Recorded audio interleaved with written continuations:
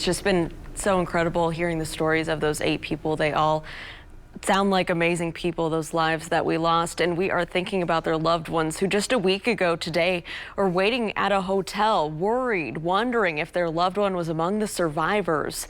This morning we talk with a man who's close to those who were impacted in last week's tragedy. WRTV's Troy Washington is joining us live to explain what he says the Sikh community needs most right now. Troy. Good morning. Last Thursday, we were here at this hotel as many of the loved ones of FedEx employees waited to hear anything about their relatives and those involved. Now, it's empty here today, but for many, the mourning and the healing process is just getting started. Go home today, spend 2 minutes on Google. Search for the word Sikh.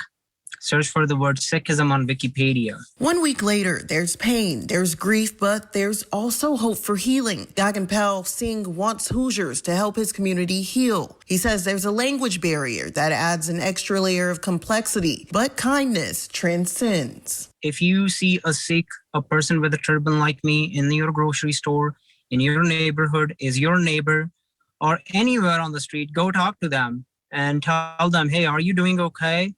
I heard about the Indianapolis shooting. For him, the loss hits home, especially since he works at the facility seasonally, and his family is employed at FedEx too. My mother works there, and then my 2 aunts work there as well. My mom was off that day, and all 3 of them worked the same shift that was attacked. He says right now he can't imagine what it will be like returning to work. When they go back into work, I don't see how they will be able to completely erase the images of what happened. And once they pass through that place, where they saw that happening, the images are going to reflash, and it's going to be very difficult for them. The collective trauma from last Thursday left a stain, but the resiliency of the community remains. Singh says there were heroes amongst the victims injured. His first example, a manager who went for help. With the bullet in her shoulder, she went all the way to the nearest gas station.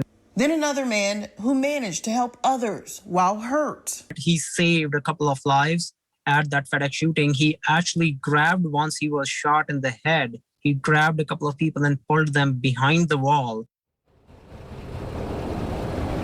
The Sikh community says they're not just thinking about their community. They want to help anyone impacted by the violence that took place last week. And also there's a big push to find out the motive of the shooting.